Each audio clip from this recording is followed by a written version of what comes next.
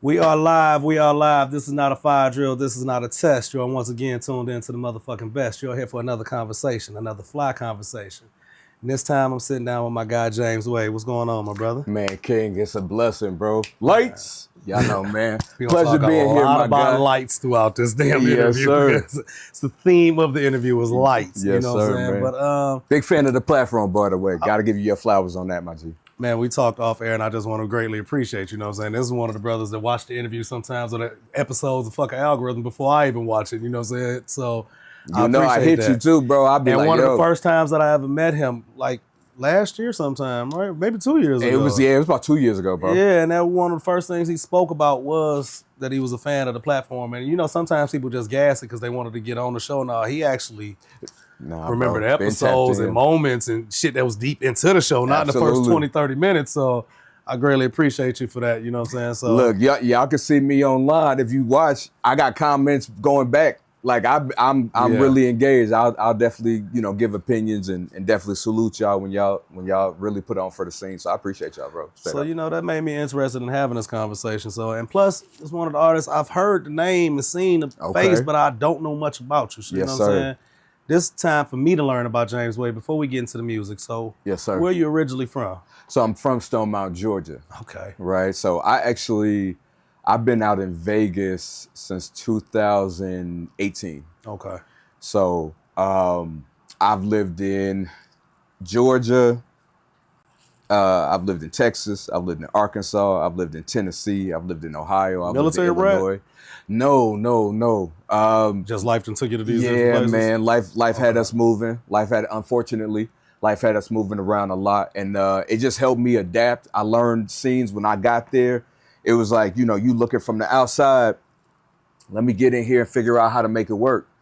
And so just over time, everywhere I went, I just concentrated on embracing the culture, learning what I needed to learn, bringing value to it, and just making it shake. So you mentioned places in the South and the Midwest. What would you say, what region of the country kind of shaped you as a person the most? That's a great question.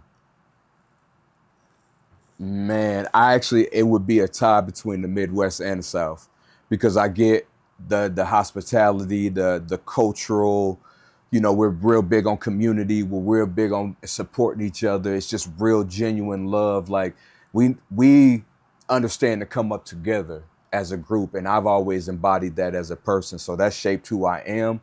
And the Midwest has a similar feel. It's really... Because everybody's grandparents is from the South. If you're from the Midwest, your grandparents, you did summers down in the South. Absolutely. So I see what you mean with and you feel that in the Midwest because the Midwest is the most accepting.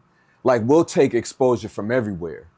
And it's like, we'll listen to the East Coast, we'll listen to the South, we'll listen to the West, we'll find a way to, hey, we'll incorporate that a little bit, but we have our own thing because we recognize struggle different in the Midwest. It's like the weather, cold, the jobs and stuff like that. Industrial. The jobs are rough jobs, tough jobs. Yes, sir. Get dirty. Yes, sir. So everybody got that grit, bro. So and I love that, and I got that too because I'm willing to outwork you. I'm willing to put in the time and the grind, and I'm just like, people call me extremely intense, and they say I'm kind of maniacal when it just comes to my work ethic because I never stop. You feel me? I get that from the Midwest. Okay. Do you think that could sometimes be bad that you're maniacal with your work ethic, that you're too focused on, like maybe if you're in album mode, that you're too focused on album mode to necessarily pay attention to your girl, pay attention to other aspects of your life? Yeah, I think that's a great question. I think when I was younger, that would have been an issue. But as I've grown and I've aged, it's always about, the reason why my music and my brand has improved is because I've improved as a human being. So to your point, it's the idea of when I have these other things going on, I still have that prioritized. I think about my day as 100%. What percentage am I giving to the priority? And if I'm in album mode, maybe that gets 35% of my day. But I also understand I still got to work out, still got to eat right, still got to check in with my community, still got to play those other roles. I'm still a leader. Okay, now you say, I hear community a lot in your music, and that seems very important to you. How do you maintain your sense of community when you move around so much? Like, you plant a lot of roots here in Ohio, but then you uproot yourself and move out here to Georgia. Yes, sir. I can see where it can be good because you're planting seeds everywhere, but how Yes, do sir. you stay so locked in? You can't show up to every merchant rally and backpack drive Absolutely. as you would in Dayton when you're down here in Stone Mountain. You Absolutely, absolutely. I think, you know what I mean, I'm an avid reader, so Atomic Habits was a book that I really just patterned my life after. And it's like, you don't have to just do like all of these extravagant things. All I have to do is say, what seed can I sow for this week in Illinois? So maybe that's mentoring the artists. Maybe that's working with the nonprofits out there. There's something that I can do to provide value. And if I try to overextend myself and think I'm gonna do a million things, I know I'm gonna fail and it's gonna make me discouraged to move forward and I'm gonna fall off. But if I get in the habit of just make sure you're doing something in every scene, then I can always maintain that community. And me, bro, I really, with intention, I reach out to people intention. Like I say, I've reached out to you. If you really look back on this, like, yo, you really been tapping in with me for years. And it's like, I never wanted nothing from you. It's genuinely the idea of you do something in the scene that I respect and admire. That's it. Is that it? I don't need you to know about nothing about mine because I'm so confident about what I do that when you find out about me, you're going to be like, where he been? Why I ain't never heard of him? You're going to be like, where did he come from? So I don't worry that whenever that day come, it comes. But until then, I'm still a contributing member in the community.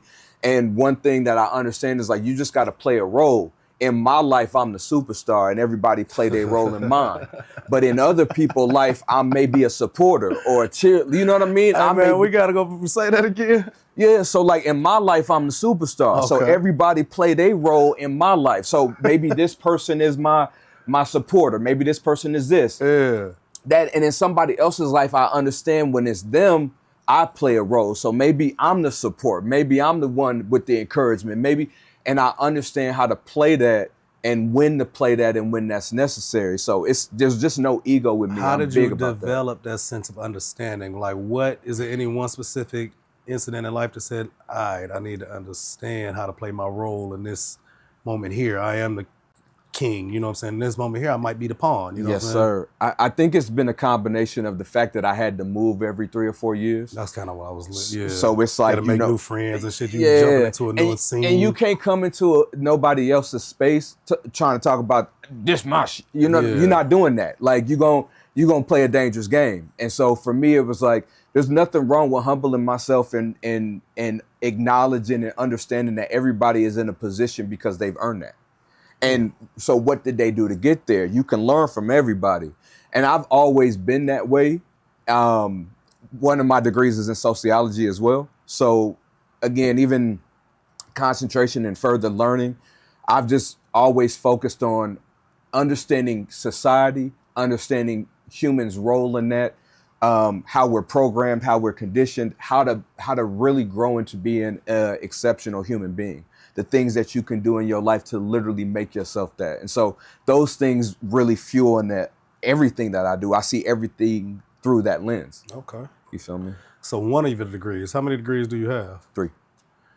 All right, now listen, I'm a college dropout. I tried for a while. What the fuck made you want to get 3 degrees and what are they in? 3 is insane. So you better be a doctor or something. Man, no, so it's that maniacal kind of, the idea of just really wanting to learn. This maniacal might be the whole title of the scene. Okay. Maniacal lights. You know?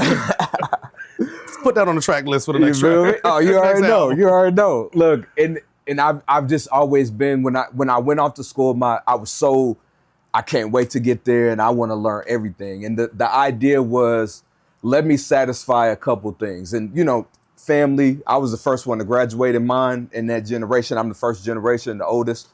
And so there was that pressure of like, you got to do something that's business minded. But I also knew, like, for me, I genuinely was really interested in the world and how we functioned in it. So I was already thinking some type of human studies like psychology or sociology or philosophy. So I was like, okay, cool. Just do sociology and do marketing. Okay. Right. And so then I got another one in communication management and statistical systems. And then I went and grabbed a minor in women's studies. So I have a minor in women's studies as well. All right. Sometimes I did take a woman study class. I took women study, history of rock. I realized I mastered in sociology as far as being outside and being social. Come on, man. Talk that. I might be the only. Yeah, I am the only one in my. Yeah. My cousin. But yeah, most of my cousins have multiple degrees and aunties. I'm kind of a failure. Anyway, we'll talk about your psychology so maybe you can help me out afterwards. You know I got you, King. You know it's all good. You know. All right, so with all of that. Yes, sir. How do you... No, before we get to the music, let's not even get to that.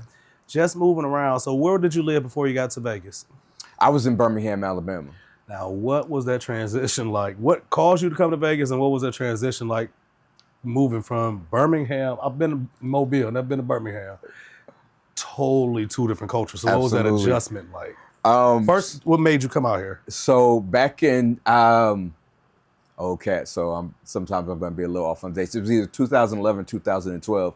I came out to the West Coast for the first time for 2 tour dates. Okay. It was like World and Dance Music Awards. I did the opener there, and then I actually performed at some little spot out in Summerlin the next night. Okay. Right? So I had never been out to the West Coast, and bro, I'm a fan of West Coast music, a fan of West Coast culture. Being out here, it was like better than I had ever thought it would be.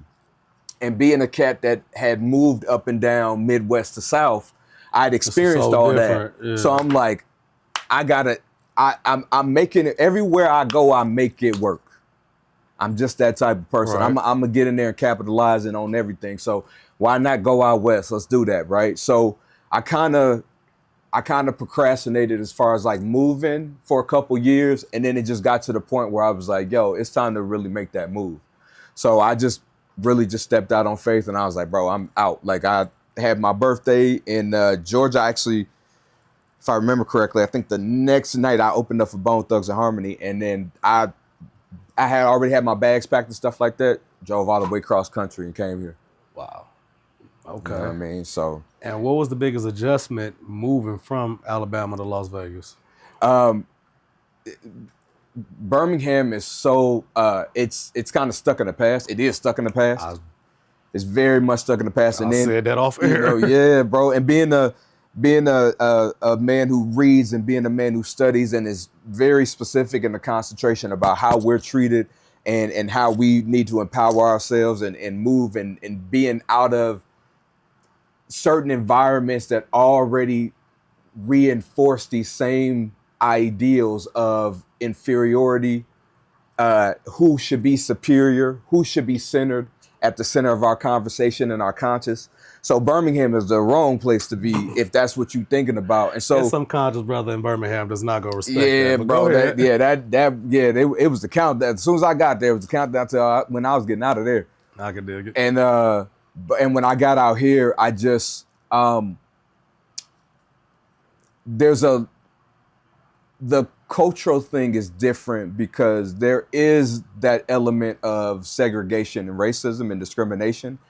It's a lot more hidden and it's not as blatant as it is in the South. And if you don't come from the South, you don't see it. Like for you, you're like, oh, this isn't anything. But it's like, no, the elements are still here. It's dressed differently. You know, I used to think that, but when I think back in my life, some of the most racist things in my life has happened to me here in Las Vegas. Yeah, absolutely. I literally, one of my best friends, my brother essentially lived behind us in the same housing unit development. Yes, and just walking to his house from my grandfather's house, I had a police called on me. Like, I can run down a list of incidents. So, and then I ended up watching the documentary. So they always call Las Vegas the Mississippi of the West. Yes, sir. Absolutely. So it's hidden, but it's not so hidden. Yeah. Especially if you look at the history of Las Vegas, it's been very blatant. Absolutely. For a long time. I mean, it's not so hidden now if you really got your eyes open. Yeah, no, absolutely. We don't want to turn this into that kind of, that's not a fly conversation. You know, as a transient, it's the idea of that's not what's sold to us. So it wasn't until I started doing I had to do my due diligence because my uncle actually lived out here for about 15 years. He out of Sac now, but he was already out here. He loved it.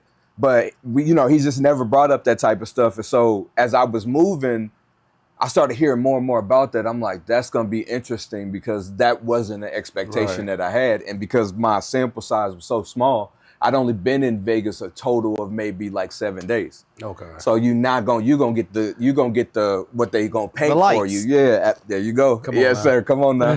Come on now. I'm a walking commercial, bro. The slogan crazy. Listen, the slogan crazy. We're gonna get into the lights, but okay, with you being so maniacal and with you coming off and as so intense. Yes, sir. How do you keep that? Do you care about that being in your music? Basically, how, in the words of my nigga Spence, how do you not scare the hoes? Because with all this maniacal shit and with the intensity and having such intentionality and all that, absolutely. How do you still make yourself palatable for the women through your music? Because all of that is always considered. Like I'm very self-aware. I'm about self-awareness and self-mastery. You gotta understand how the world experiences you and views you if the idea is being effective with them.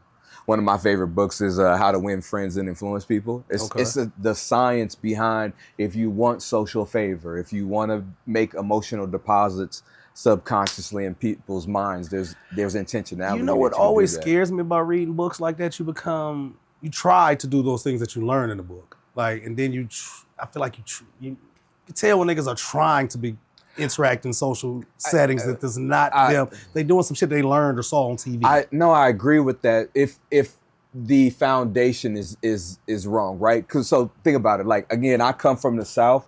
Our idea is servant leadership, how to be great for others. We center others. I'm not a selfish person. I'm a very selfless person. The idea is I want to create a space that's safe for people to be around where they know I can be myself. I'll be challenged, but it'll be out of care. There's just these things. So it's like, I can just literally be myself. There's going to be faults because I'm a human being, but you'll always know I come from positive intent. You'll always know it's a genuine thing. So for me, it's just the idea of, no, there's things out there for anything. You can learn how to be a better engineer. You can learn how to be a better musician. You can learn how to be a better human being. So I just study how to be a better human being because the intent. It's just, I got you. Yeah, you feel me? The tent's different. It's not meant to be transactional. It's meant to genuinely be. We're going to get back to how this can influence your music and how it may can scare the hoes away. But we'll get back to that in a second. I'm going to learn a couple more things about you. I kind of skipped over that part, but how have you managed to navigate the Las Vegas music scene since being here since 2018? And how have you seen the scene change from 2018 when you first arrived to 2025 and now? I did find it to be the most challenging place I lived when it came to really connecting out front. And I don't have it. There's nothing bad about that. That was the reality of it. Why do you think that is? Being that you're so well read, you're so well studied, you know the psychology of it all. Why do you think it was so hard for you to adapt to Las Vegas? I think where I come from and in this scene everyone who was starting to reach like a peak or prime were in the era under me. So like I'm an older artist. So I come out to a scene, my sound is completely different. Music, especially hip hop specifically, is regional. Very much so. So people looked at me like I was fucking crazy. Like they looked at and they was like, I don't get it. And I respected that. Like, because again, it was like, I need to adjust my pen and adjust what I do so that I can get other people's ear. I'm getting samples out here where it's like some people get it, some people don't. So cool, adjust that pen so more people get it. Adjust that pen so you can grab that audience. Now, for me, it's not even so much, I'm not about gaining fans. It's about gaining synergy. Like if you in a certain space and clarity, you get what I do. If you enjoy hip hop culture and the essence of really trying to push it forward and bring something to it, even if I'm not your style, you get that the talent's there and it adds something. So it's automatically a win. That's the best way to describe it, because I wouldn't necessarily, I would gravitate towards your style of music per se, but before we get into the album, I recognized the talent. Yes, sir. The talent is Yes, sir. there. The talent is very, very obvious once you listen to the music. Absolutely. Now, true, I wouldn't necessarily gravitated, but Absolutely. It's one of those things like, damn, I ain't think I would like this movie, but man, that's a good movie. I would check out part 2 if they made that. But I don't want to fast forward. We still learning about you before we get to you as an artist. Yes, sir. All right, now off air you mentioned how sports played a major part in your life. Yeah, absolutely. How do you take the intensity and success that you achieved in sports and merge that with your music? I think having those early successes in athletics, because I was a all-state, all-conference. Boy, niggas love to pop that. Go ahead. Yeah, pop. You know what I mean. I mean, I was very, very nice, and I'm not necessarily like I'm not the biggest dude in the world. You know what I mean. But I was always literally the best person on the field, and it was that relentlessness to be better, and it's either me or you, and it can't be me. And just having that intensity and then winning out and then being part of winning organizations and championships and stuff like that. Like I was around winning. I saw what winning looked like. I saw what excellence looked like. So it just continued to push me.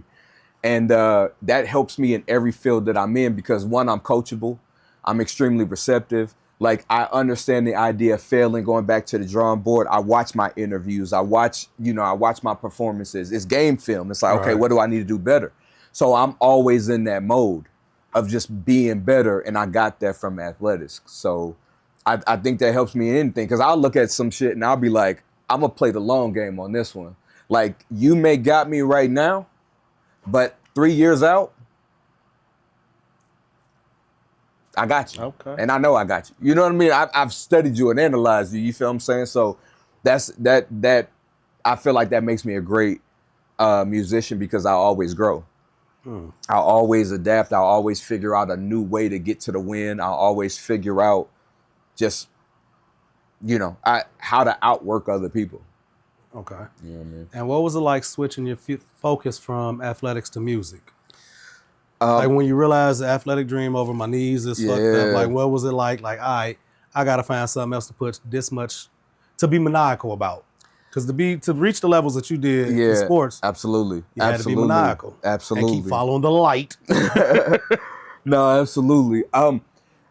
I was always blessed to have so many supporters in my life. And I think that's one thing that also is great for me and keeps me grounded because I always had transferable skills in other areas. And it was always people pushing me like, you're extremely talented and creative. Like, we love your music. We love what you do. Like, you should pursue that. So when I tore up my knee, people were hitting me like, yo, you know what that means? Like, it's all in on the music now. It's all in on the music. And I'm like, I went to Dayton, bro. Like, that's you know what I mean? Yeah. Like, we playing Harvard and Yale. Like, that's the level of that school. It's academic minded. So my people is like, you smart, you get multiple degrees, but you need to get on that music. And so it wasn't even so much, like, I resisted it a little bit. Because how do you have 3 degrees and end up as a rapper? Yeah, I resisted it. Because even when I was touring in school, because it was always a passion of mine. But I genuinely never thought that I would do it as like a career. I just didn't. I was like, I'll go do marketing. I'll be a marketing director somewhere. Mm-hmm. You know what I mean? Just do my thing there. And again, I just kept getting pushed into it. And I couldn't step away from it. Like when I was like, nah, bro, let me just get in these books. Then it would be like, I just couldn't stop writing. I couldn't stop. All right, man, I'm gonna go to the studio. I always had that itch. Okay. And I realized like, you can't ignore that. Because like looking back on it now, there's so many artists I talk to of several different age ranges. And the thing they always say is like, I regret stepping away. I regret semi-retiring and stuff like that. Because and I always, anytime I mentor artists, I always tell them, I'm like, never tell people publicly that you're retired. I'm like, give yourself the win. You can step away. Yeah. But on a never branding never close that door because it'll allow you a different look just for you to just shoot. You can show up 6 years later if you want to. You can do a chance. But just don't tell people because again, like our word is everything. Right. So when you say something, you want to be, you're not gonna always, we humans, but you want to be able, when you say, hey, I'm gonna do this at this time, or I'm doing this, if people are really invested in your movement and you like, yo, I'm done, then they gonna really throw in the towel too. Like they ain't gonna want to, right? But they gonna be like, dang, okay, cool. And then you come back and it's like, yeah, we want to, but man, if you just said it's completely different. Psychologically, marketing, branding wise, yeah. Just as advice as an OG, I would say I would always stay away from publicly making declarations either way. All right, well, to that point, you mentioned that you're an older artist. Yeah. Now, you've had some success. You toured with Big Sean. You mentioned Bone Thugs, Logic, which I know that had to be boring. But like, how do you still maintain the hunger and drive to want to keep going at this age and stage? I just love what I do, bro. I love this. I love the community. I love music.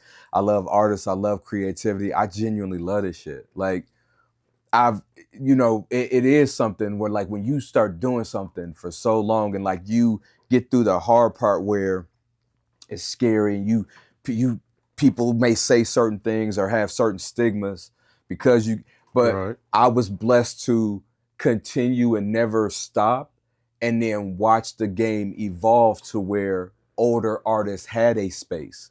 And even older fans who love hip hop are like, yo, I like these young kids. I get it, but I don't resonate with that. I need grown man rap. And I do that. That's what I do. You know what I mean? And so now, there's a lane. Okay, but most of those people who are into the grown man rap, they've grown with that artist. Yeah, how absolutely. do you still gain the fan base to achieve the success that I'm sure that you want to achieve? Absolutely. At this grown man age. Not to age you out or nothing like that. Yeah, no. It's genuinely the idea of like the music will always speak for itself. I mean, you'll see my videos, you'll see my presentation, my production, you'll see my performances, and you'll just realize, hey, there's just a lot of areas where this brother stand out. And there's gonna be something that I like about him, and that's just your idea of you liking an artist. And that's it. You're gonna eternally, you know what I'm saying? You may just I like when he get on interviews and talking shit. I like how he articulates things. It may be you like the energy I bring in the scene. It don't gotta be just the music. No, because I know Boosie fans who don't necessarily know his music, but they love his interviews. There's kids who on his internet who don't know shit about Boosie songs, but they locked in because of these Vlad interviews, and he go viral with some of these memes. So I get what So it's feeding two folds because I do the music from my heart and I put it out there and it's gonna reach the people it reaches because Synergy always does. And I've watched even in my career, like people have found me and been like, damn, I love you. Like, okay, let me go back. Damn, you've been doing this. Like there were people who didn't believe in the beginning, was like, I was kind of lukewarm on them, but like over time, like it's an acquired taste. Like I get it. Cause like and like that's how I actually build my albums. Like you'll listen to my album and you don't even realize I'm scheming something from 2 albums ago because you didn't listen to 2 albums ago. But somebody who listened to 2 albums ago hears those same lines completely different. Like I did a feature for Sean Bennett and like as soon as I sent it to him, I laughed and he's like, bro, what the because I took all of his albums and I schemed it into the verse. Now, if you hear the verse, you don't know that. Unless you go back and been a fan of all the albums. But he knew it as soon as he heard it. He like, what the so I reward people for the investment, and that's how it's a push and pull with my people. I like that. Come on, bro. Like, we doing this. Like, I'm gonna stay up here and I'm gonna have everybody come to here. You feel me? That's what we doing. We elevating. Okay, now how do you merge all of that into such a developing, burgeoning scene that we have here in Vegas? When I came in this, I used to be super critical, but then watching certain documentaries made me realize this is still a baby of a city. It is, you know bro. What I'm saying? It is. Especially when you come from places like Mobile or even hell, Dayton has such a deep musical root. Yeah, absolutely. Musical history. Yeah. Like how do you? And Atlanta. Well, Stone Mountain, you can't claim Atlanta from Stone Mountain. Yeah, but you gotta know like that. I know I'm bullshit. Yeah, I was gonna say you gotta know like even in the scene like you heard about everything. Yeah. Like when I was coming up, I heard about any artist in Georgia. And it was everything was flooded through. You know, down there, that's different. It is. But how do you merge all of that knowledge and acceptance and that you obtain in these different scenes and put that into a scene that's still in its infancy stage? It's not a selfish thing. I just look to be of value. Like I understand I have an artist development background. I understand I know marketing. I understand I've been an artist who's been on tours, who has had an opportunity to experience things and made mistakes, and then I can help other artists not make those same mistakes. I can get in their ear. I can see when an artist is discouraged and kind of holding back from releasing the stuff, and I can encourage them and let them know I've been there. So there's so many things that I've done in my life, because you're always where you're supposed to be. So like for me, I'm like, there's a reason why I came out here as an older artist, why I came out here in my 30s. The experience, and I had already experienced so much. And then even to be tested on a level of like maybe getting a lot of resistance when you first come into the scene, and like not getting resentful and not being spiteful about it, just humbling and just be like, just take that. Like if you great, it'll come. If you believe, like put yourself out there, and like if you believe, you went everywhere else and made it. So go out there and do what you always do, right? And so forget how long it takes, forget all the resistance, you still you. You feel me? I am, bro. I am, James. Wait, you feel me? Okay.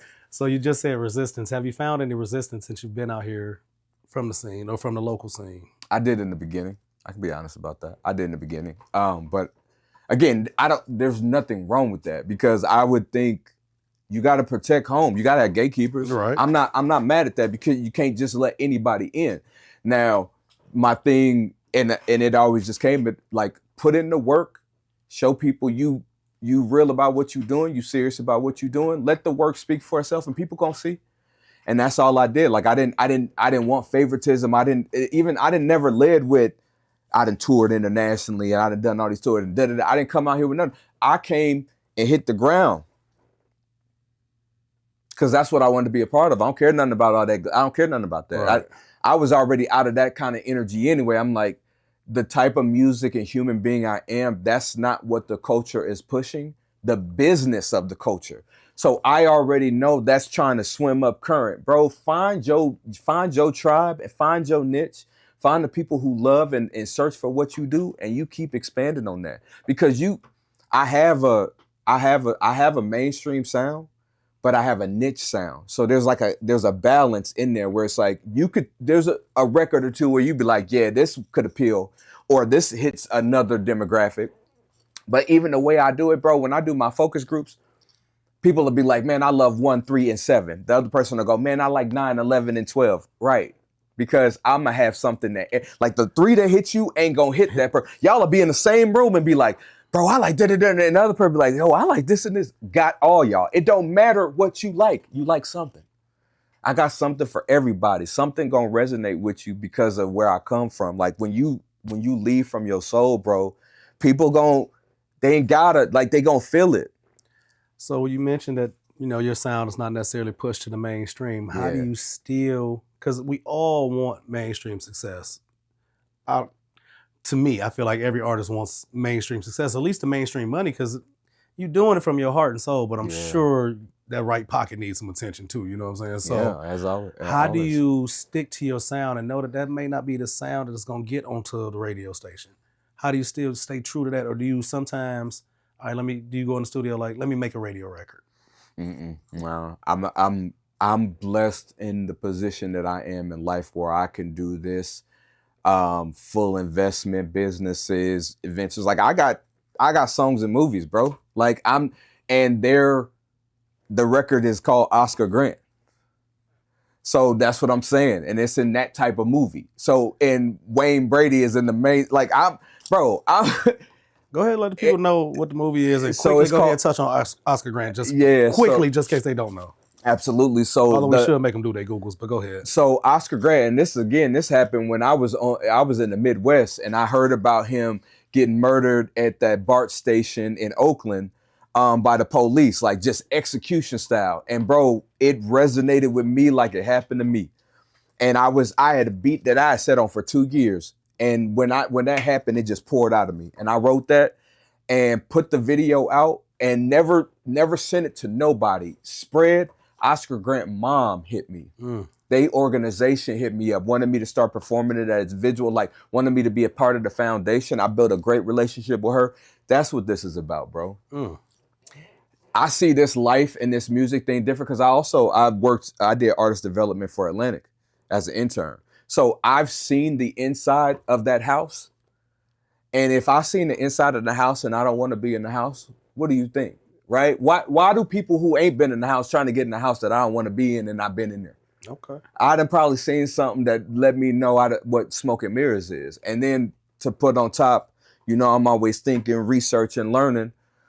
There's a lot that I understand about the game where I don't have to chase that and have the stress and anxiety of all of this stuff. Bro, all of this, the game been fake, the buying the streams. They was buying albums back in the day. How the record label bought 75% of the first week. That was how you did it. Then you put the numbers out there. Oh, they doing this in the first week. It puts in everybody's mind. Hey, everybody I don't want to be the only one not have it, so I'm gonna go get it too. Yeah, bro. I mean, there's a bunch of limited access theory. They use that with the radio. They play the same 11 songs. You hate them at first, and then because that's the only options that they give you, it automatically psychologically makes you like them. So it programs, like they play every trick in the book, and because they know it and we don't, we fall for the tricks. But as I learned and I understood what the music business really was, I'm past all the facades. That's why I can show up as me.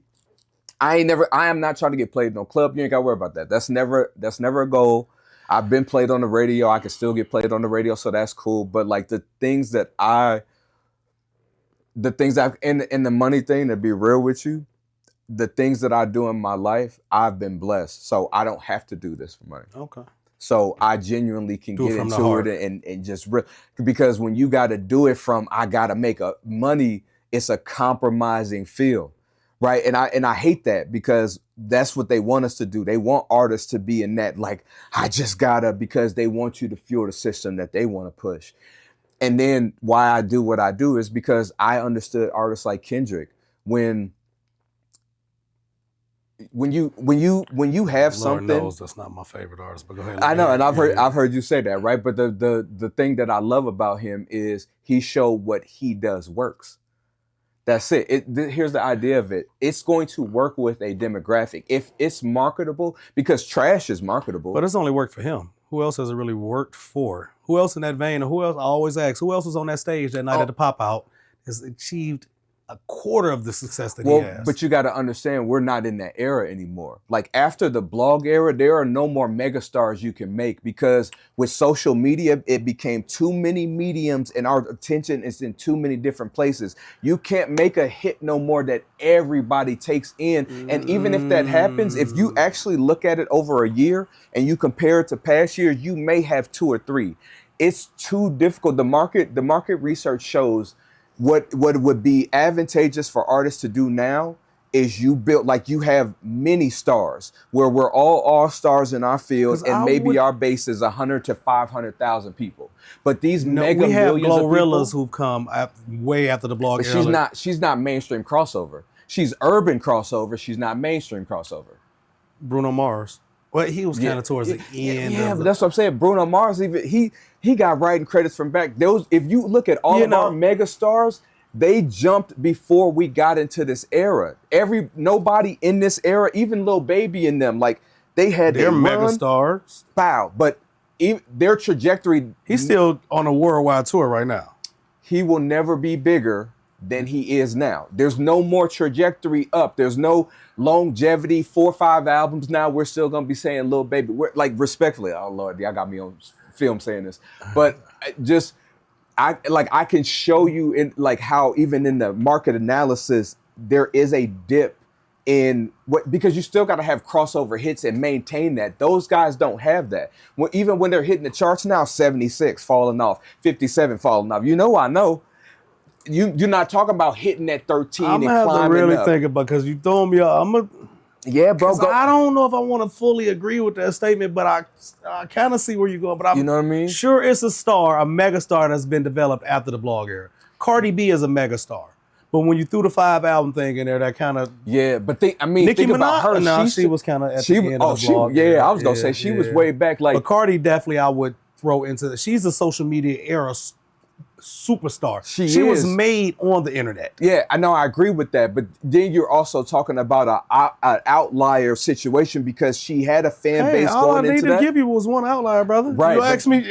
Right. Prove my point, Mike. No. But that's what I'm saying. Like that. But that makes the Kendrick argument as well. All you need is one. All you need is one in any space to say, if we can duplicate Cardi B, then we could duplicate Kendrick.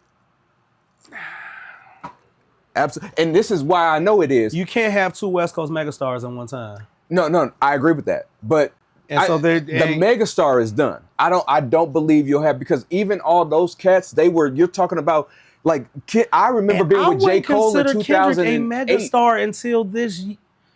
I mean, to me, a megastar, I have to know about you. Snoop is a megastar because we know Snoop family, like we know Snoop is into. Yeah. We know Snoop like lowriders. We know Snoop like weed. Yeah. We don't know necessarily that much about Kendrick. So it's hard for me to call him a megastar. My grandparents don't know shit about Kendrick. They don't know nothing about Snoop. My grandparents, my auntie know that Snoop smoked that weed. Right. My auntie said, oh, you think you Snoop Dogg where you smoke? You know what I'm saying? So Kendrick's not a megastar to me. I disagree. I get but this your interview, so you're getting into that. My bad. We supposed to be talking about, now we debating music that ain't got shit. This is about you, brother. My bad. I done steered this shit somewhere else, but we gonna steer it back. Love, and I love, bro. I always appreciate, because I like your insight, bro. So like, I even like when I be talking to y'all online, I be like, I like when I disagree with y'all, because I'm like, it's always good. I'm always for some good disagreement. Man, hell yeah, bro. I don't like when too many people agree with me. Yeah, but back to you and the music. So what if I said, give me 5 artists that shaped you into the artist that you are today? Yes, sir. And then give me 5 books that shaped you into the man that you are today. Yeah, absolutely. So the artist would automatically be Bone Thugs, Tupac, Kanye. I would go, gotta go Kendrick. And then I guess I would actually say Chance gets that last one for me.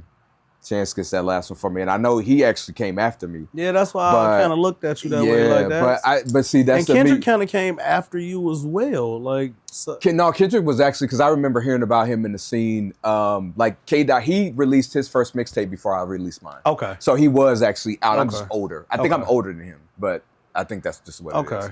But yeah, because I didn't actually start my deal, and I made that deal. Nobody made me make it, but I made my deal with my family that I would get my degree before, because I was already touring while I was in college. But I was like, I'll get my at least 1 degree first before I just go full-fledged into the career. My first mixtape that I did with DJ Ill Will and Rockstar that Hot New Hip Hop hosted, I did that. The original. When I seen the Hot New Hip Hop, I'm like, from a different era. Yeah, I'm from the blog era, bro. So, and the crazy part was, I was at the end of it. Like, even though I was older than some of those cats, I didn't start till later. Because even when I met Mike Posner and Big Sean and all them, they had been doing it for years. I hadn't. I just happened to, like, what happened was I released the tape on campus and it blew up. Like, it got on the, they used to have university iTunes. It like went up. Important to college radio. Yeah, bro. And college radio. Bro, it just took off. And I was already performing, so I was already well known in that space. And it was just like, and then a DJ that, he sent it to Ill Will. Ill Will was like, tell bro to let's do this tape. And it just, things snowballed. And they were like, bro, you need to start taking this stuff serious. So again, I was being pushed into it. Before we get to the 5 books, how do you go from performing on some of those stages that you mentioned to out here performing on local stages? It don't seem, it's nothing different for me. You know what I mean? Because again, it's like the adrenaline and the love I get. I remember, and I always tell people this story. I remember being in, I want to say maybe Kent, Ohio. I remember being in Kent, Ohio one night and having a show in Chicago, Illinois the next night. And at the Ohio show, there was probably 57 people in the audience. And when I did the show in Illinois the next night, there was 10,000. And it all felt great. You feel me? Like, I remember being on tour, and that's how I understood how music worked. Like, I was on tour with Machine Gun Kelly, selling out in Ohio, going crazy, standing room only, 3,000, 4,000. You can't breathe in that thing. And then go to Phoenix. And nobody there. And ain't nobody there. Maybe 100 people. And I'm like, whoa, wait. And they're like, you know, and then even when I first came out on the West Coast, I was touring with Wiz. I'm like, yeah, I'm on the road with Wiz Khalifa. People's like, who's Wiz Khalifa? So it's humbling for me because, again, I got the big head being back east where I'm in spots where everybody say my name and know me and woo, woo, woo. And I remember my mentor being like, that's it for you? Like, why don't you go take over some more spots? Like, you did this here. Like, move around. And he really pushed me to be like, yeah, like, go test your pen everywhere. Go test your catalog everywhere. You got it here. Cool. You prove that. Prove it somewhere else. Okay. All right, you feel me? I like that. Now let's get into the 5 books that shaped you to the man that you are. Atomic Habits, always one of my favorites. The Intangibles of Leadership, Leadership and Self-Deception. The Lady, Her Lover, and Her Lord. And The God of Small Things. Okay. Yeah, those are all like really transformational books for me. Okay. We've got to learn enough about James Wade. Now let's get into the project of why we're here. What's the name of the album and what made you title it that? Come on, man. So Let There Be Light is the title, bro. So again, my overall slogan for my company, my brand is who you think keep the lights on. Everybody, back east, everybody say lights on. Everybody out west say lights. So it's super dope because the movement just continues to spread. People understand that idea of who you think keep the lights on. Like if you in your house keeping the lights on, you the one making sure everything's secure, you protecting, you making sure everybody taken care of. If something needs to be done, you doing it. So in music, when you need to hear good soul music, something that'll touch you, that's what I got for you.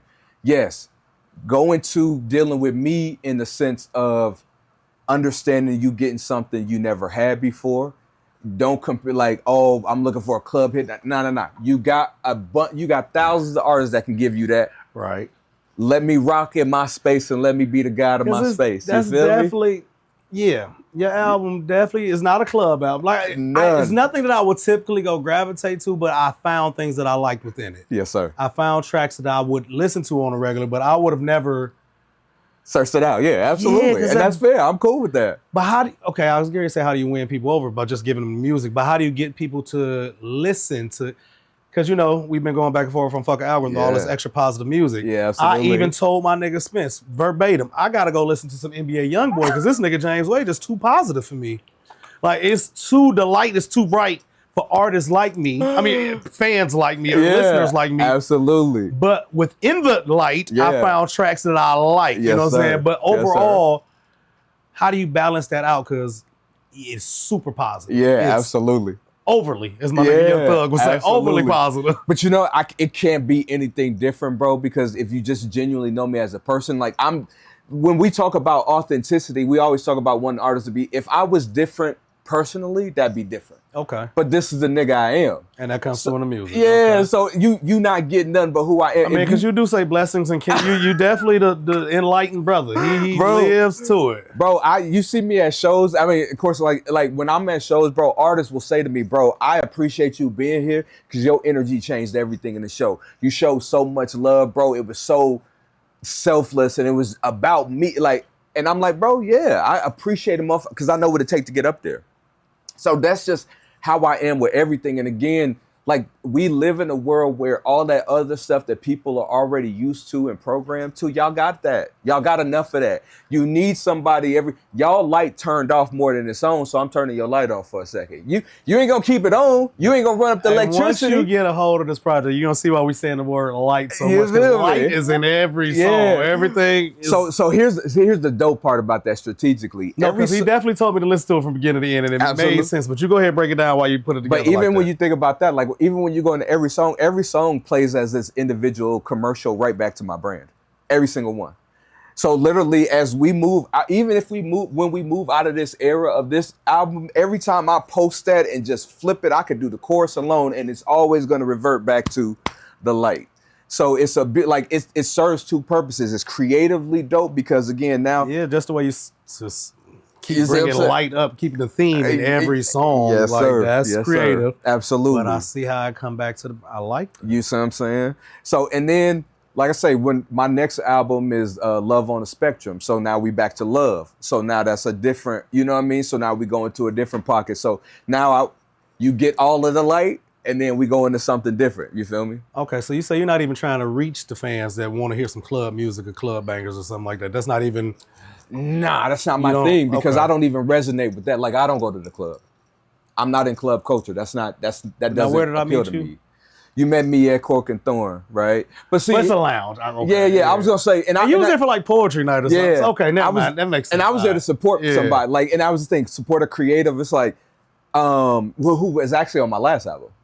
Yeah, Akasha. Shout out to Akasha. Okay, shout out her. So, and that's the only time you find me there, bro. You'll only find me in the library, you'll find me in the gym, you'll find me at church, or you'll find me at the crib or a creative event. That's the only places you'll ever find me. So again, I'm reflecting everything that I experience and everything that I'm influenced by. I was gonna say, where do you have fun? But those things, my version of fun and your version of fun may be two different things. Absolutely. But see, here's the thing though. Even when we're sitting up here chopping it, it's not like every now and then I won't hit a spot and you'll never know the difference, because I had days like that. You can definitely see me on camera having days. And is there like anywhere where I can hear that reflected in the music? Where can I hear that version of James Wade? Because nigga like me, I want to see all aspects. I hear the positive, the enlightened James Wade. I love that. Come on, overly. I can hear that. Absolutely. And okay. Yeah. So the shit is more palatable to me. Yeah, where can I hear that version of James? The nigga that I was talking to off the mic. Yeah, absolutely. Where can I hear that nigga at in the music? But here's where you get all of that. I'm very conscious as a brand, so the idea is just diversity in your output, right? Like, and here's the thing, there's a very different version of me when I'm in album mode, because I'm intent about telling a story, showing it. Like, I'm literally an album artist. But when you hear me on the feature, you hear me on the cypher, I'll eat a nigga alive. Don't nobody spit bars like me. Pause, heavy pause. But that's where, like, if you go back and listen to the Live Fest cypher, like, you'll hear an energy that's different. When you hear me on Sean Bennett record, you'll hear energy that's different. And so, again, I know that I can bring you in just as my brand alone. You'll find things that you enjoy about the brand. You'll be like, okay, man, he nice about that. He nice there. And then it'll grow. My brand will grow with you because, again, catalog is the strength. It's not about, I got to hit you over the head with the first thing I do. You know I'm talented enough and you know I'm diverse enough to, like, damn, if he do a freestyle, I'm definitely going to check it out. Damn, if he do this video and it's like this, like, I would want to hear you in the freestyle, because I know you're well read and you're well spoken and you're well educated. And those are the type of niggas that really I gravitate towards when I do listen to freestyles. Absolutely. I want to hear shoot 'em up. I want to hear a clever bar. Like, we spoke about a bar off on the Hollywood song. Yeah. Like, that threw me the fuck off when you explained it. Yeah. You're like, damn, I fucks with it even heavier. So here's the dope part about that, and I would like jump all over. But for that, the reason why that song is set up that way is because I'm actually paying homage to one of my favorite songs, which is the Hot Boys You Dig. So Juvenile does that, I'm gonna give him on the motherfucking corner, you dig? Head busting cause I'm wanting marriage. So I flip that and I do the you dig, and that's the subtlety of giving you, come on, bro. Like, I leave Easter eggs, bro. It grows on you and you'll go back, you be like, I never saw that, and now I know what he's saying in that bar. And that'll hit you in a way where you be like, I appreciate that about what he doing. And that's how it grow on everybody. Everybody come back the same way. Shit got me stuck because I'm real, damn. Bro, I'm telling you, like, once you start figuring out the depth even behind the tracks and stuff, and like where it comes from and how I'm flipping stuff, it gives you an even better appreciation for it. Cause you find it in the beginning, but it grows on you, and that's what it's meant to do. Everything's intentional, bro. All right, and I'm not no shit talker. I'm literally, this is how we playing shit. Well, let's get into the album. Let me let you know which ones I like the best. I like 1, 3, well, Light of Mine. Yes, sir. How you started off. I love the lady's voice on that one. Yeah. 3, Lights. Yes, sir. I like the feature on that one. Yeah.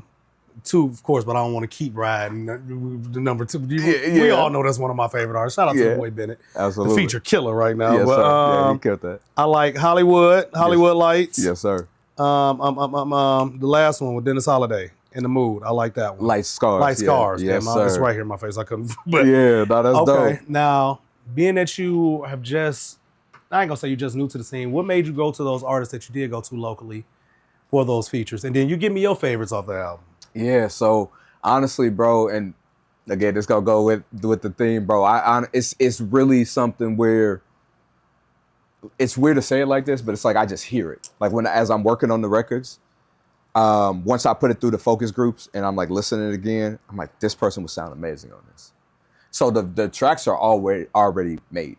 And so then I'll go contract the person, and I'll be like, hey, I think you'd be great on this. And then I build the arrangement around them once I get their stuff. So it's like I got a whole process where I'm actually producing and arranging. Everything you hear on there, every idea you hear about where stuff is, that's all me intentionally saying, do this here, put this here, I want to do this here. Like, shout out to Gas because he's amazing. Like he's brought the best out of me. But you know, he'll laugh because sometimes I'll be like, yo, do this. And he'll just look at me like, bro, what? And I'm like, bro, just trust me. You know what I mean? He'll do it. He'll be like, bro, that's crazy because I get what you're doing. So like that's always super dope. So not to cut you off, but explain the synergy that it takes, like what it is to lock in with one artist or producer or engineer who could really not combat you, but knows how to coach you to make you the best on the track. I think it's the best because I always want that. I hate being in the studio and like you'd be like, yo, how is that? And they just kind of indifferent. Just yes, man. And I'm glad that I haven't like genuinely. That guy right there, he's pretty indifferent. Yeah, and some people are just genuinely like that. But I like somebody who I can get in there and genuinely collaborate with. Like bring the best out of me. Okay. If I don't like that take, or hey, you give great energy on that. I need that same energy on this, or you didn't give that same energy on that part. Like I like that attention to detail, and because he's an artist and just multifaceted in what he do, produce and everything around the board. He hears that's those why things. I just want to say engineer. I know that nigga do he do everything. So hearing that, I mean, like I say, that really took my sound to another level, being able to lock in with him consistently. So I've been working with him since I started the Love and Light series. So the first one we did was Go Where the Love Is.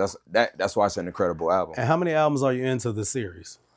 This will be the third. Okay. So we real early in it. And I didn't actually start, even though I've been in the scene a while, I was always doing like mixtapes. And then I would work them because, for an independent artist to work something, you need at least 8 months. Like if you really want something to really grow on the people, you got to work 8 months. Okay. You feel me? So like I was always like, put it out and then work it. It ain't got to just blow up immediately. Just go around, shake hands, kiss babies, perform, let people see the glow. Like my performances are really what bring people in too. They see me perform and they sold. Okay. You feel what I'm saying? So again, it's a total package as an artist. I understand that from a business standpoint. I just have so many different ways I can grab you. There'll be so many things that you'll end up liking about me. Right? Like, cause if you talk to Lou really was Lou was the first. Shout out Lou. I'm not gonna say shout out to Lou. Lou was the first. She heard me and she was like, nigga, you crazy. Like, I love what you do. And so she's heard stuff that I was doing back on the East Coast.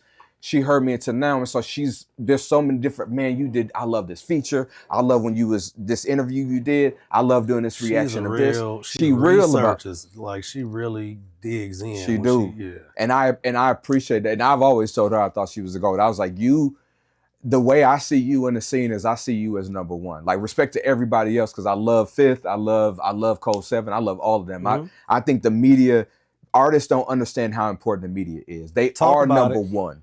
They are number one. Talk about it. Bro, if I could sit here all day and say, I'm great. But if somebody else goes, bro, check that nigga out. That means so much more. So when the scene is talking about you in any way, if they're not talking about you favorably, it gives you the opportunity to sit back and be like, what can I do to get them?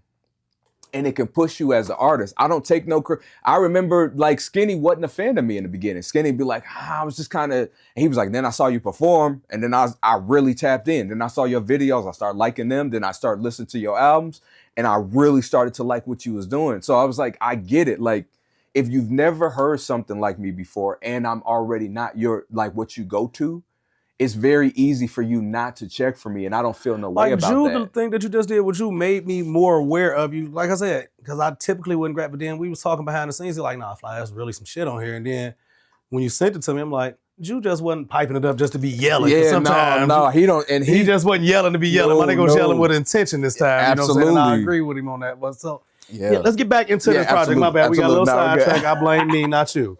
All right. You tell me what's your favorite tracks on the album. Oh man! And don't give me that artist. I love them all. Don't do that. Yeah, no, I wouldn't do that. Okay. Light Scars is really a personal record for me. Okay. That was really dope. Yeah. You can hear that. I really enjoyed writing that record. Lights was just the way Lights came together. I just really felt good about that record because I'm actually scheming like pretty much the past journey. I'm talking about the Go Where the Love Is album, In the Middle of Nowhere. I'm actually walking you through it. So that's. So if you're a long time fan, you get I'm scheming the hell out. Like I'm really big about scheming and references. So I'll say something, and if you understand the reference, it just hits you differently. For everybody else, it just sounds like a line. Like I'll do line. Lou will say something online, and I'll bar something, and just to see if she catch it. Like I'm really creative in that way. So like I say, you got to listen to my stuff with intention, and that's the beautiful thing about it, is because once you find the gems, you love it because you like, man. And again, you'll get used to finding a space for me because it's just too good of music, bro. It's just too good of music. Like, if I ever need some uplifting in my life, I'm going to James. If I need some light in my life, I'm gonna go to James Way. You're gonna throw one of them in the playlist. Yeah, no. But watch the math on it. If these, like, people be putting out 15, 20 track projects.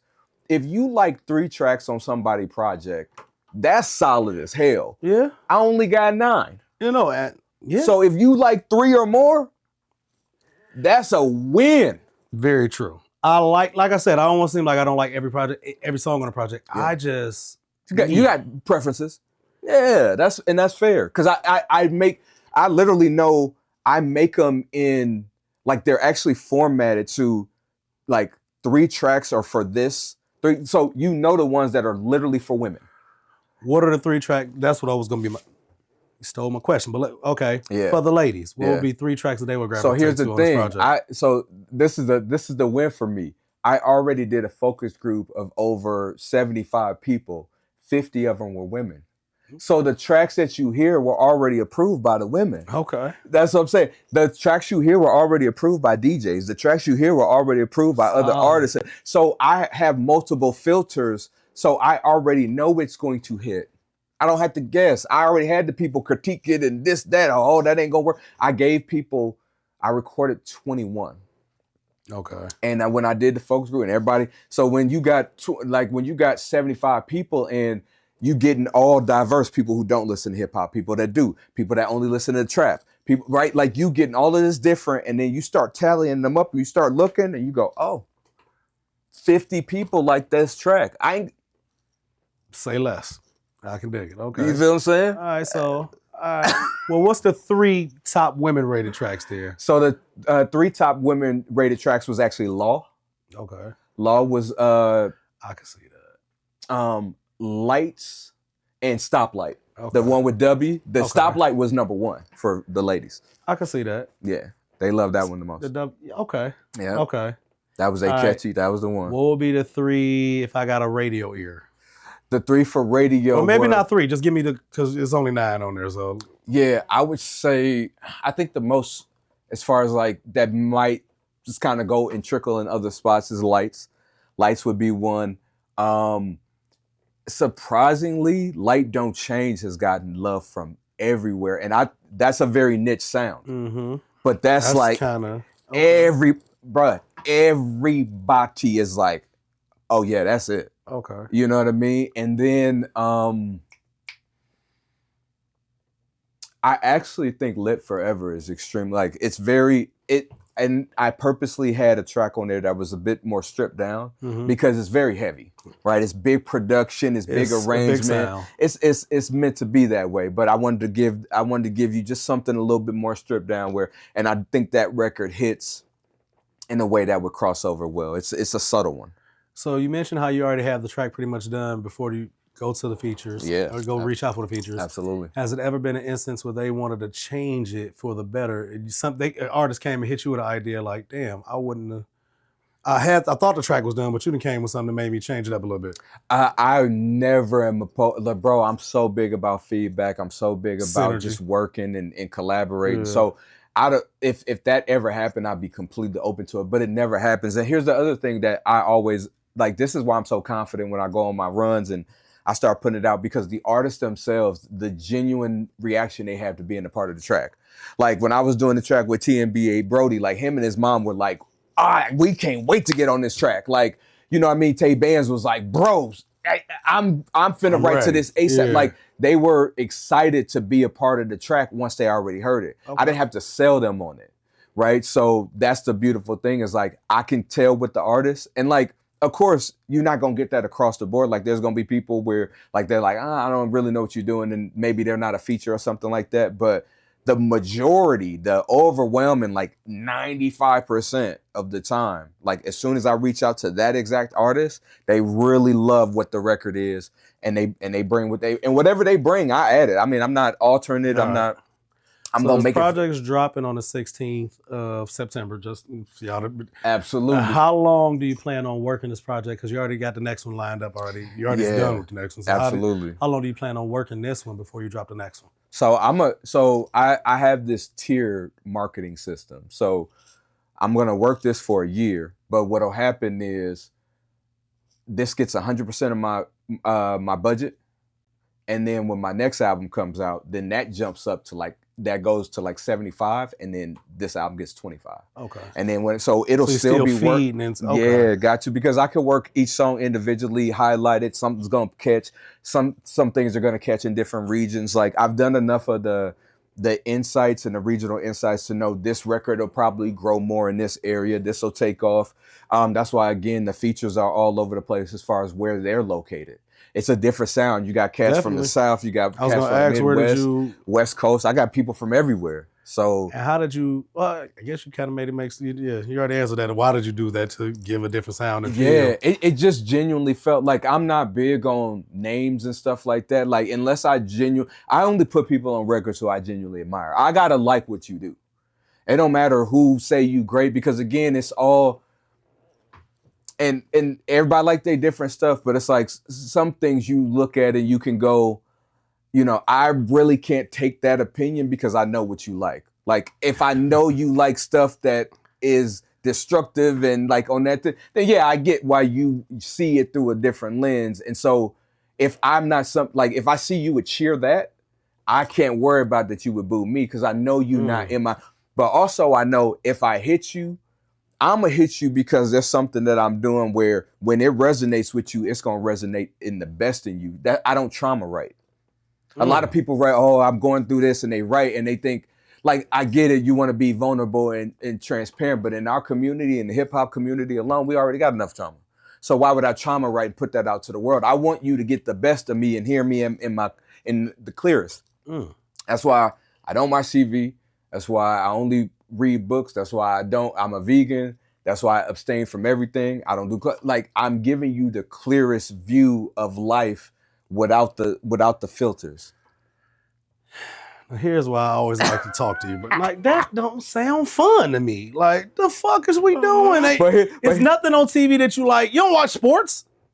So I do watch basketball. Shit, that's on TV. Shit. I do watch basketball. You niggas kill. You can't read a book 24 hours a day. So this is what I'll do. Like, I won't watch a game or nothing like that because I'm just too busy to watch games. But I watch some highlights. That's the only thing I actually watch. But other than that, documentaries only. Only documentaries. I'm a documentary. I'm a documentary fan. I've been heavy in the cult documentaries lately, but we'll talk about that. Yeah, you got to put me on the one. Absolutely. So you strip yourself away of what we consider fun. It's too much programming in it. That's the problem. Because again, that's what my concentration is in. I know that on a deeper level. Like, I understand how detrimental that is. Like, we don't see the world as it is. Like, we see it as we are. Yeah, like. So when we're in a different place, you're seeing the world through so many different filters because of a lack of clarity. I get it. When I watch some of these shows, the older version of me be like, why am I watching this filth? The younger version of me probably to be entertained and watch it from beginning to end, all of the seasons. Absolutely. But I get that, but I still find some entertainment value. But then that's the lowest. I can't strip myself and tell you niggas is too much. Bread and circuses, brother. Bread and circuses, my G. Too much. Like, so okay, if you strip yourself away, how do you stay current? Because these books you're reading ain't necessarily current cultural books. I don't. So to your point, like, again, I'm really influenced by the scene. So like, I look at y'all. I'm looking at the tastemakers. If y'all bring somebody up, I'm going through that album. I'm gonna listen to the whole thing. I'm like, that's how big I am about, like, I want to see what everybody doing. I can find appreciation in what everybody do. And so, and that's why even for me, that's why I'm so convicted when I go and I meet, and I'm like, bro, I can know that that's not something that I would listen to, but understand that there's a market for it and that there are people that will enjoy it and like it.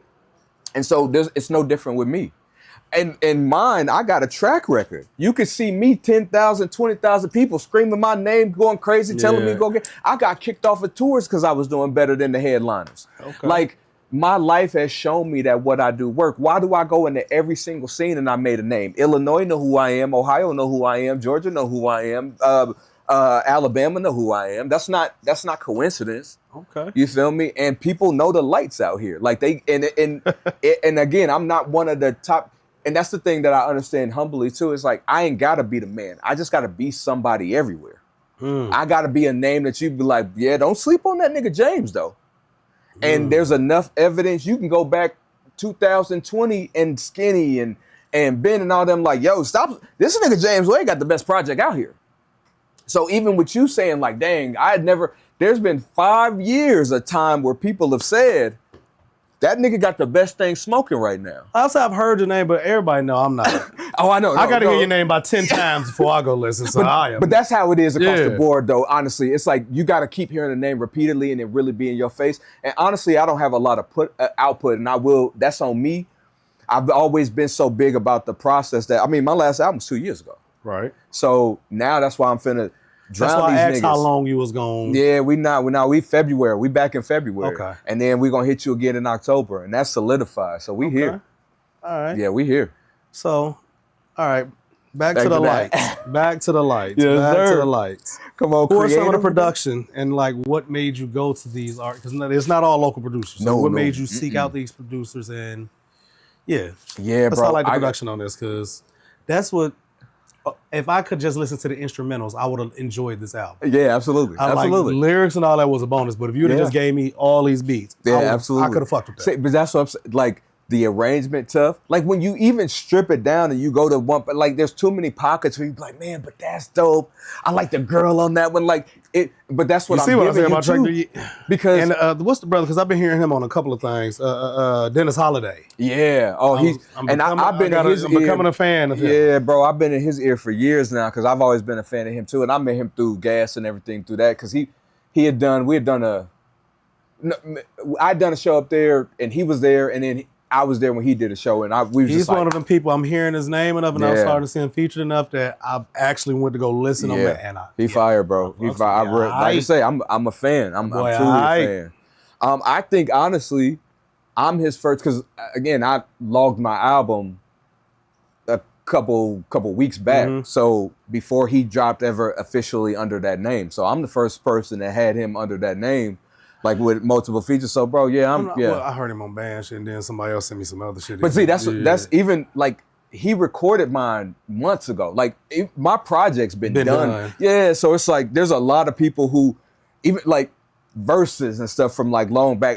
It's a beautiful process. But for the producers, like you were asking, I have a great process, and I don't mind sharing it because again, there's for quality, there's things that I just learned in the industry that I think are just really effective processes.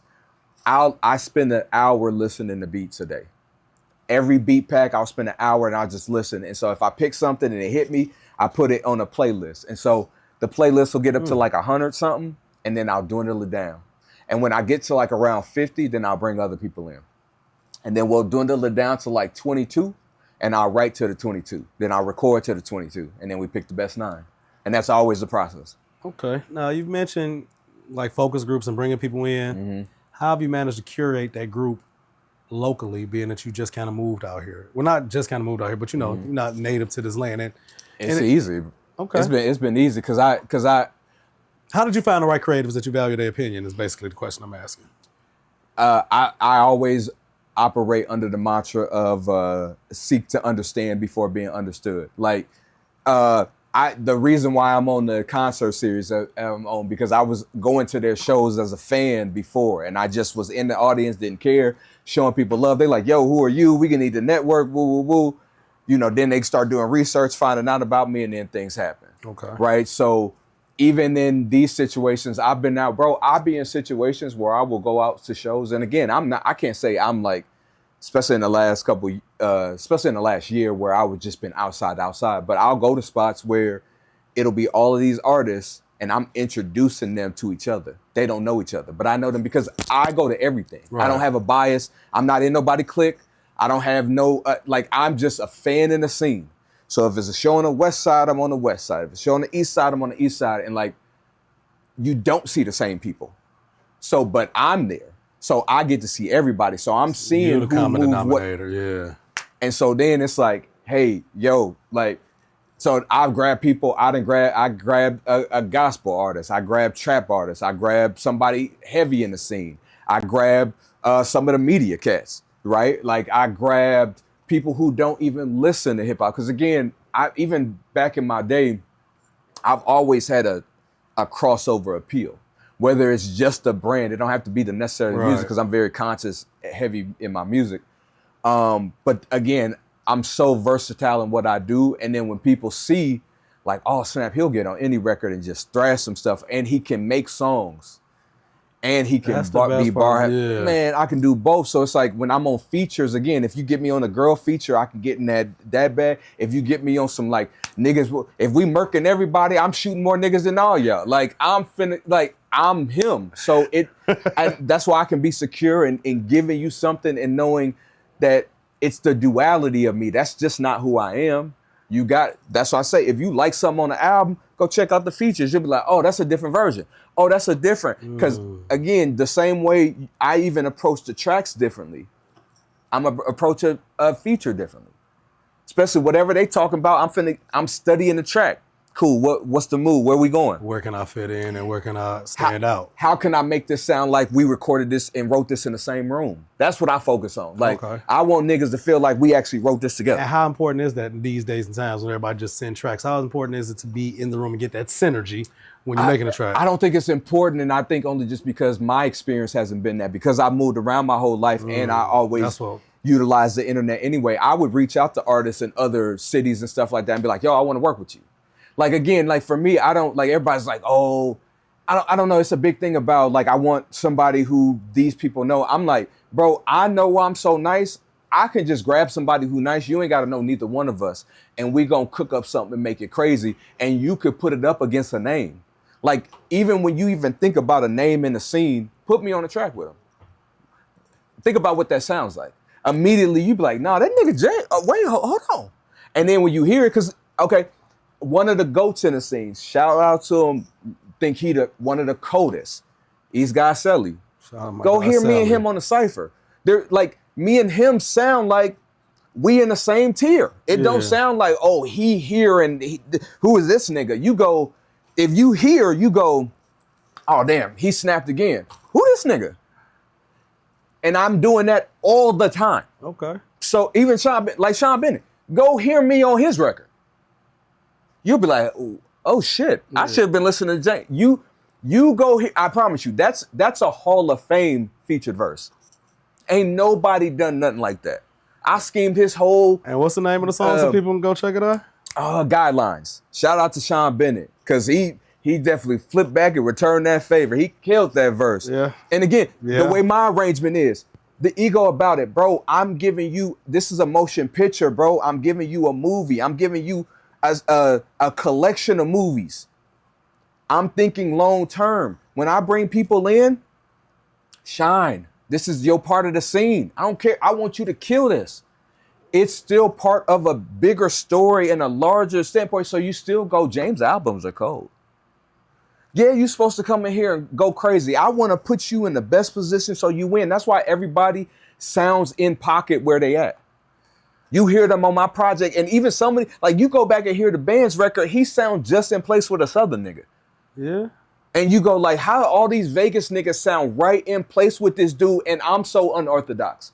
But they all sound right in place. Hear me in the record, me and on my wave. That's one of the best records you'll hear out here. That Closure is one of the craziest records you'll hear out here.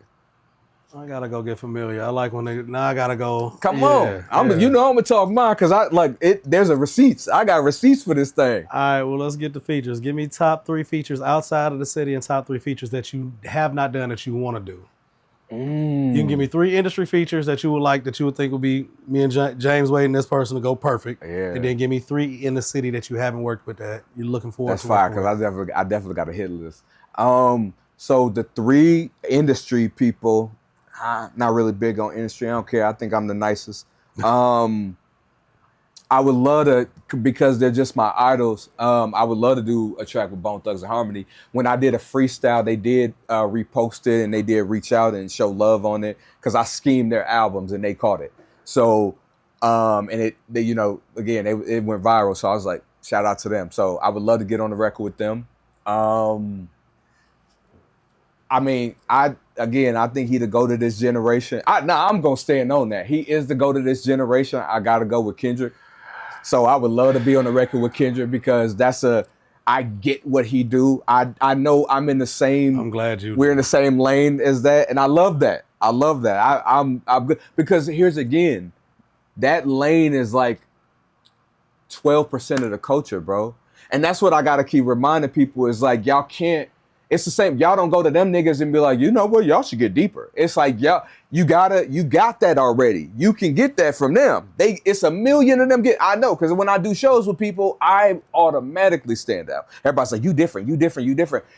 Don't sleep on the different nigga. You want the different nigga because then you'll go be saying, everybody sound the same. Well, you got a nigga here and y'all keep trying to make him sound like everybody else. Let that nigga do him. I'm not going to get into a Kendrick debate. Okay, we got two. Let me get the third one. And then third. Give me a female. Damn, it would have to be SZA right now. I mean, she's so fire. I love her projects.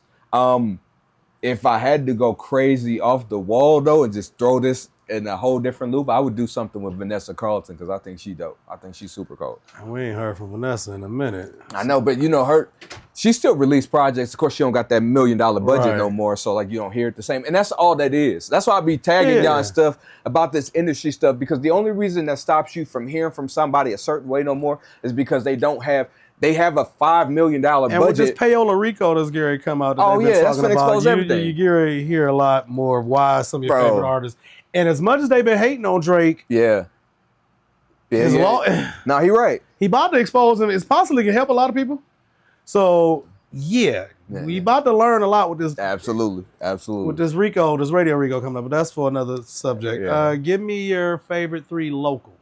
Three local verses features that you need to do that you haven't done. There's one that's up there, but I'm gonna keep that quiet because he hit me and we already working and he didn't want nobody to. We don't want to let that out. But shout out to East God because we was in that house together. We was on opposite teams. We was actually hyped because we thought we was gonna be able to do our track together. But he know it's time for the God and Light to come together because that's two top tier MCs. Miles Low because I appreciate what he do. I think again another back and forth pin. That'd be perfect. It's a lot of people I love out here, bro, that I can't wait to work with. I'm gonna work with a lot of people out here. Oh, I can't forget, and I gotta give this brother nothing but praise because he a legend out here, bro, and he's shown me nothing but love from the beginning. Taylor Weeze. Bro, he showed me love and he ain't had to. This his city. Yeah. He run this. And I get it. I understand, again, being a gatekeeper, making sure like if you're gonna invite somebody in, I get having to earn that. And I appreciate him being objective and being like, bro, and he tell me all the time, he be like, bro, you cold. He be like, you cold. Keep putting out great music. We need people like you.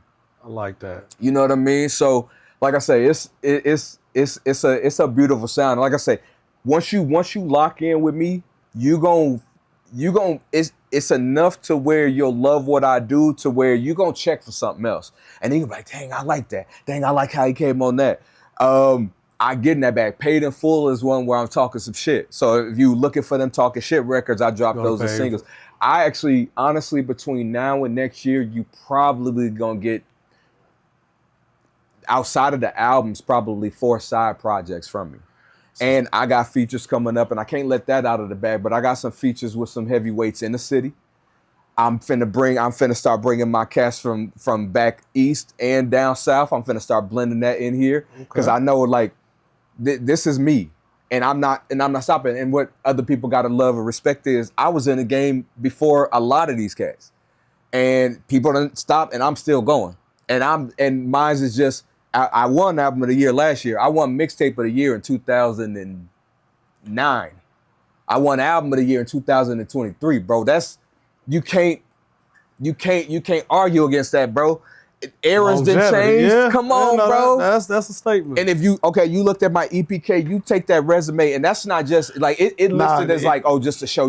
No, I was on 7 shows with this person, 6 shows. I was on their tours. Yeah. And the only reason why I couldn't do more Because again, I was on the football team and I was in college. Like I can't just, I'm in classes. Yeah, like I still can't. got a real life. Yeah, I could have been doing that, but you, Cuddy, Gorilla Zoe, Lil Scrappy, Method Man, Pop your shit. Man, come on. Big Sean, Wiz Khalifa, Mike Posner, Mac Miller. I was on Mac Miller first tour and did multiple tours with him, right? LMFAO when they was at their height. I did it with the... Yeah, I was going to ask, is them some different crowds? Man, come... And Gorilla's old crowd, LMAFO, was just two different lanes. I've been on tour with alternative artists. Like literally we did a little EP and I went on the road with them. And they was signed with Sony. You dig what I'm saying? Like, bro, you take that resume and you give that to anybody in Vegas and they solidify. They own Mount Rushmore. It's just cause again, a lot of people, when you know about me, you go back and you do your research and you realize what it's like, it's all there. The catalog there, the features there, the interviews are there. There ain't nothing I don't. The videos, go check the videos. Love is a crazy video. Love is one of the craziest videos you'll see. You go watch You Are More Beautiful Than You Think. There are people in the scene here that are well respected that have gone back and recapped those videos and are like, these are some of the best videos you'll ever see in the scene. Right? So again, you put that in, so let's say I was born here. I'm on Mount Rushmore, bro. We're going to leave it at that.